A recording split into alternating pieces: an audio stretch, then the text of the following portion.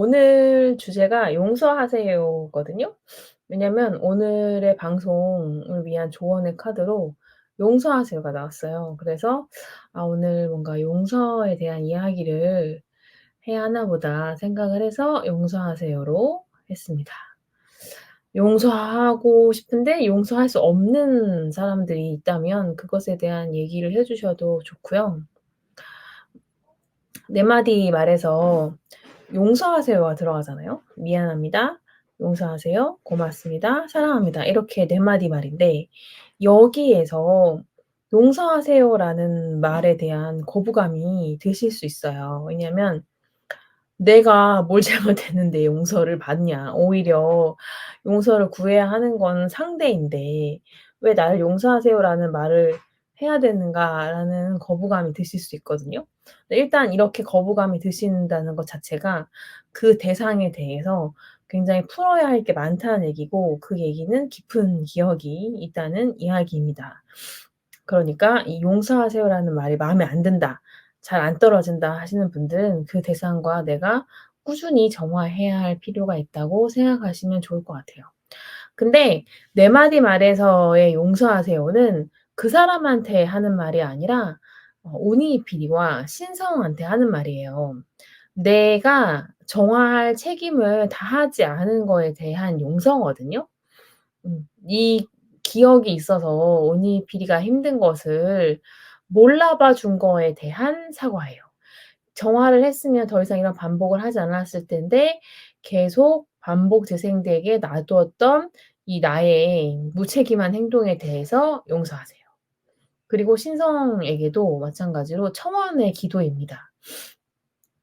내가 혹시라도 나는 지금은 되게 내가 이게 억울하다고 느끼지만 모르나의 기도문 전문을 보면 혹은 12 단계의 기도문을 보면 그런 구절이 나와요. 내가 내 가족이 혹은 내 친척이 내 조상이 생각이나 말로 행동으로 상처를 주었다면 "미안합니다. 용서하세요." 라고 나오거든요.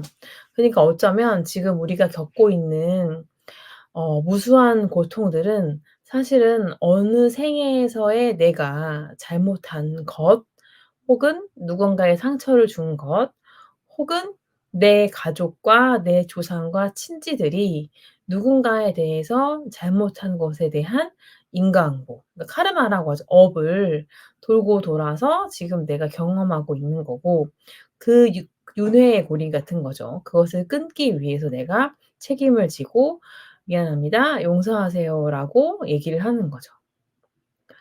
우리가 어떤 사람들한테 상처를 받았을 때 "진정 어린 사과를 요구한다."라고 많이 얘기를 하잖아요. "나는 뭐 피해 보상이나 이런 것보다 사과를 받고 싶다." 얘기하는 게 많아요. 근데 얼핏 보면은 '어 왜 돈을 받아야지 사과가 뭐가 중요하다고.' 이렇게 생각하실 수도 있지만 우리 모두의 그 기저에는 내가 상처를 치유받고 싶은 마음이 있고 이 상처가 치유되기 위해서는 내 잘못이 아니라 상대가 잘못을 인정하는 것이 나에게 큰 위안과 위로가 된다. 근데 그것이 진정 어린 사과를 통해서 나오기 때문에 용서하세요라는 말이 가진 힘입니다. 용서라는 건 천주교에서도 되게 많이 나오는 말이잖아요. 음. 그래서 우리는 지금 기억하지 못하지만 인지하지 못하지만 나와 내 가족과 친지와 조상 중 누군가가 지금 내가 오늘 만난 빵집 아저씨와 있었던 그 미묘한 불편함의 원인일 수도 있는 거죠. 그러니까는 언제 어디서 어떤 인연을 만나는지 모르지만 그것에 대한 책임을 지는 것이 정화하는 사람의 자세라고 할 수가 있겠습니다. 아시겠죠? 근데 용서는 제가 여러 번 얘기하지만 내가 하는 게 아니에요. 신이 해 주는 거지. 밀양 영화 보셨어요? 밀양?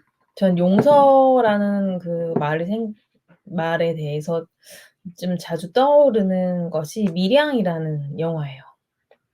되게 오래된 벌써 이제 오래된 영화가 됐어요. 그쵸? 미안 보시면 자기 자식이 유괴당해서 죽잖아요. 그래서 그 유괴당한 그 유괴범? 유괴한 유괴범에 가 대 찾아가 가지고 너무 인제 화가 나고 절규하고 막 그러다가 내 마음이 너무 괴로우니까 유괴범을 찾아간단 말이에요, 전도연이. 근데 거기서 그런 말을 해요. 전 "저는 이미 하나님이 저를 용서하셨다. 저는 구원받았다." 이런 말을 하거든요. 그 말을 하고 전도연이 완전 돌아버려요. "와 나는 내 딸이 죽은 이 엄마인 나는 널 용서하지 못했는데 신이 감히 용서를 해?" 그래서 막 저주를 아까 완전 하늘에 대한 원망과 너무 이렇게 씁쓸함과 막 이런 마음으로 끝나잖아요, 그 영화가. 그렇게 되게 인상 깊었던 것 같아요, 저는. 근데 호오포노포노의 관점에서 보면 정화는 내가 그 미운 사람에 대해서 계속 정화하고, 정화하고, 정화하다 보면 어느 순간 그 사람에 대한 감정이 남아 있지 않게 되는 것이 용서가 아닐까 합니다. 그래서 그 사람을 봤을 때 어떤 동요도 일어나지 않는다면 인제 그것은 용서가 된 거라고 할 수 있겠죠. "내가 너의 용서를 사 너의 죄를 사하노라." 뭐 이렇게 말할 수 있는 것이 아니라요. 근데 사실 그거는 내 안의 상처가 치유되는 되는 게 중요하기 때문에 내 안의 상처가 치유됐을 때 가능한 일인 것 같다. 그렇습니다.